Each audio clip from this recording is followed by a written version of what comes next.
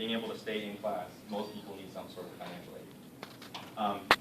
The thing about student loans that most people don't know is that they have to be paid back. So who knows what bankruptcy is? When you file bankruptcy, what is bankruptcy? Heather? Don't they like, if you have like a whole bunch of like unpaid like loans and like rent deposits and stuff like that or whatever, they're not paying back if they file for bankruptcy because you like hire a lawyer to like fight the cases? Exactly. They basically take the money you owe and just, you have to admit you're not going to be able to pay this back. And they try and erase all your debt, and then your credit score is ruined. And then trying to get loans for the next 10 years is really, really hard because it's the bankruptcy stays on your profile for 10 years. But the thing about student loans, if you file bankruptcy, these don't go away. You have to pay your student loans back no matter what. They will come after you your entire life, your entire working life. They will come after you for student loans.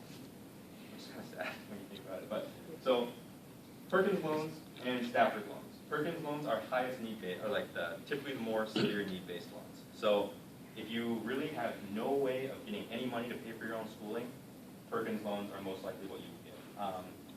Subsidized interest rates means that the government is paying your interest while you're in school. So they're covering the interest rate. They're typically around 5%, maybe a little bit below that. $4,000 max annually, so $20,000 cumulative for 4 years. For 4 or 5 years, you need $20,000 cumulative. Stafford loans are also need-based, but the only need-based portion is the subsidized or unsubsidized interest. So subsidized interest means, again, the government's paying your interest while you're in school. So they're trying to incent you to keep you in school by covering the interest for you.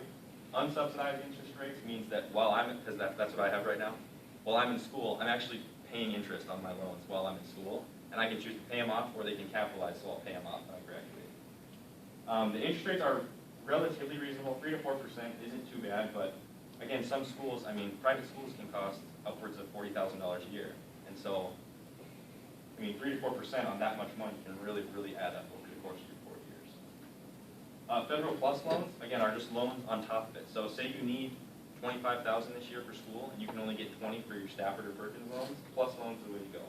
They're federal loans, so they'll have a little bit better interest rate than a private loan. So your private loan is, again, you go to Wells Fargo, or you go to Choice Financial, or AT&T Bank. They're your private banks, and they'll typically have a little, it's harder for them to loan for student loans because, again, student loans are one thing people don't like paying off for some reason. Auto and home loans. This is where your credit score comes into play. If you have a good enough credit score, you can get 0% to finance a car. So you need $20,000 for a new car, and you have a 850 credit score, you have a perfect credit rating, you can actually get 0%. They'll give you the money, and you don't owe them a dime more than $20,000 over the next few years, however long you want to pay it back. These are given by banks oftentimes. So, again, you go into the bank, you apply for a mortgage, and they write you a $300,000 check, and you tell them you're going to pay it off over the next 30 years, and you sign your life away on that mortgage. Now, does anyone know what happened with the housing bubble in 2008? What caused the market to crash? What caused all this? I got, through Legacy, I actually got a pretty neat experience while we were in New York. We went on this financial crisis tour, and they actually described to us what happened. So does anyone actually have any idea what happened? Yeah, foreclosures, exactly. So what happened was people were getting loans, and okay, so when you're getting a loan, what is a down payment?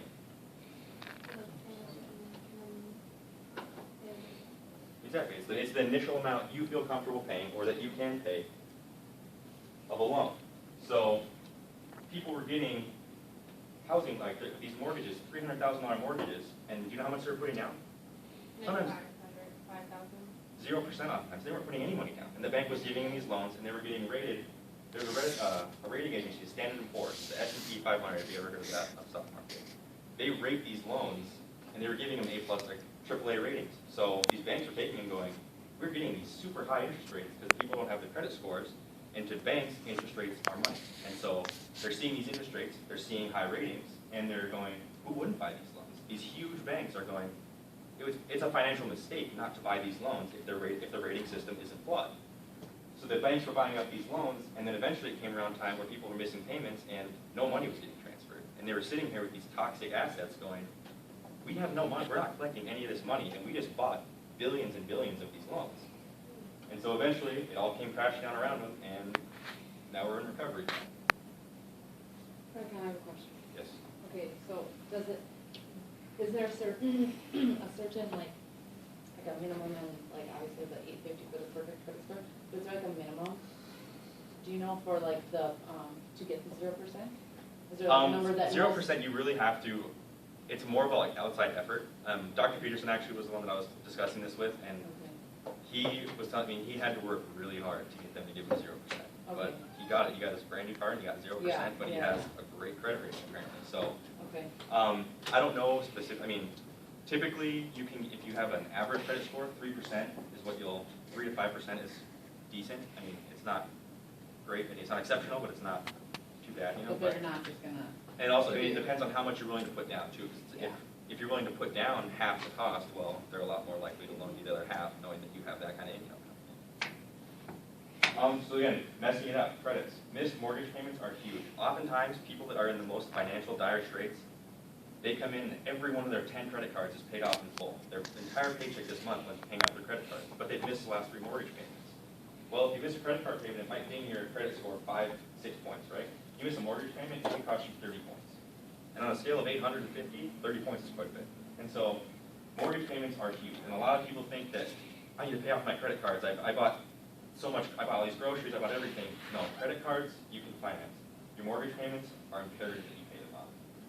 And same thing with loans. I mean, they will come, banks will always get their money. That's, at the end of the day, that's what you need to keep in mind. Banks will always come after you and they'll always try and get every dime they can. Who has any questions about credit or, yes? Okay, so like, when you're older, do you like need to have a credit card, can you not, like, can you live without it, or? You can, I mean, you can live without it. But the thing about it is it's a great way to establish yourself and get a credit rating out there. So that when you do want to, say you want to buy a house in the future, or you want to buy a car, and they say, well, you've never had a line of credit out. How do we know that you're good for this money?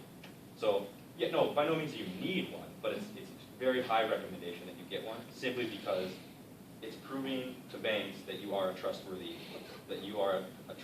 trustworthy enough person that they can loan you, say, $1,000 a month for this credit card. Well, loan you $1,000 a month for this credit card. So, I wouldn't say it's necessary. I mean, when I was checking my credit score, I had 2 lines of credit out. I had 1 credit card and I had my student loans. And so, as long as I'm not missing payments, I'm not doing anything wrong, it's not going to hurt me. It can only help me and support me. So as long as you can manage it well and keep yourself in check, you know, it should be okay. Yes? What's better, a credit or a debit card? I'm not going to say better or worse, simply because it depends on how you want to use it. I've found since coming to college, I prefer a credit card, because debit, unless you have your paychecks going straight into your checking account, but then again, if you have $1,000 in your checking account, and someone, say I had $1,000 in my checking account instead of my savings, and that person had taken my credit card number and they went on Match.com spree for some reason, right? They could have racked up $1,000 worth of damage on my debit card, and I most likely wouldn't have got a lot of it back.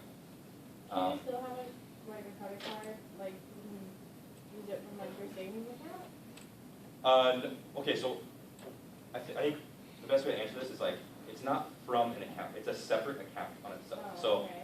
like, I have a savings account, a checking account, and a credit card. And so then at the end of the month, I'll look at my statement, I'll go through, make sure all the purchases are, like I have receipts for all of them. And then I can go straight from my savings to my credit card and pay it off.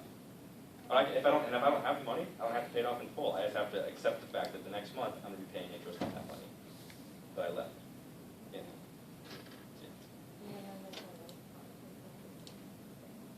Yes. Okay, so you talked about student loans are a line of credit. Yes. Okay, so when you go, so like say in like a couple of years when you and I are gonna go out and we're gonna look for, you know, house or an apartment or whatever, and they see obviously our student loans are at the maximum because we just graduated. Yep. Are they going to focus more on our other lines of credit and kind of not forget about our line of student loans, but like kind of take into account that we haven't started paying them back, you know? Okay, so when you graduate, there's actually a grace period for your loans. Like the 6 months? Yeah, there's like a Okay. 6 to 9 months grace period typically, and you don't have to start paying them off right then. Mhm. They don't actually look at one specific line of your credit. They Okay. look at your overall credit score. So, again, that's the reasoning behind, if I have 6 credit cards, all paid off in full, but I have a mortgage I haven't paid in 2 months, Yeah.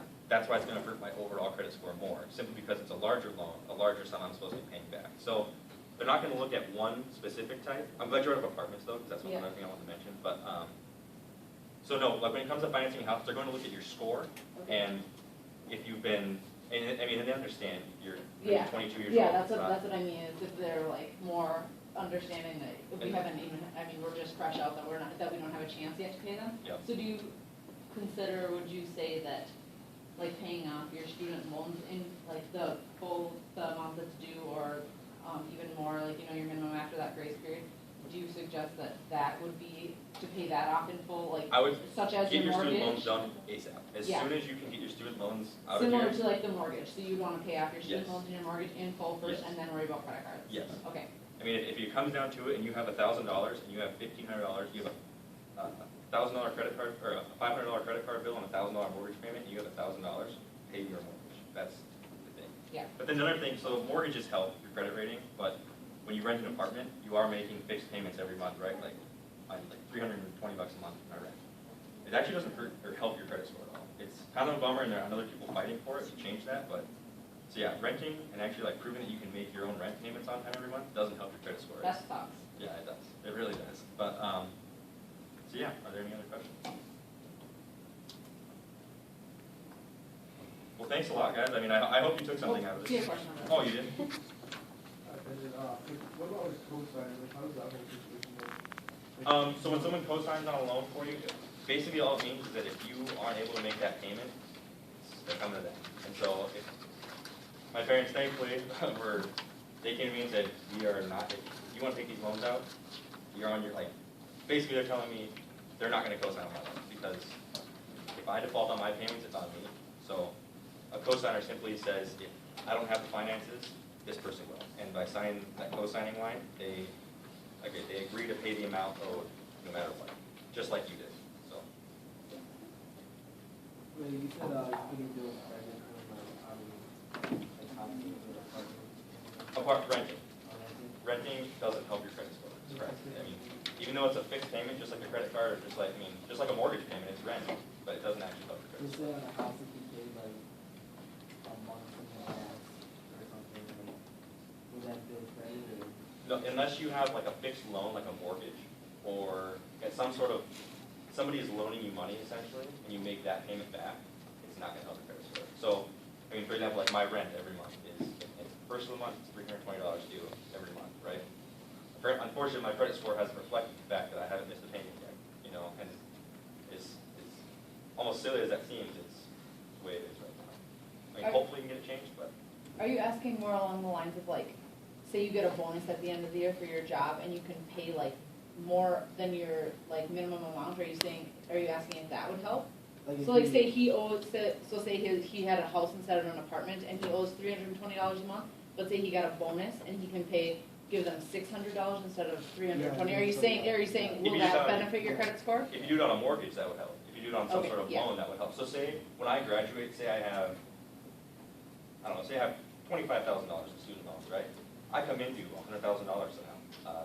Great uncle left me a bunch of money, and I come into that cash. I pay it off now. It's going to help my credit score a bunch to have that paid off in full today.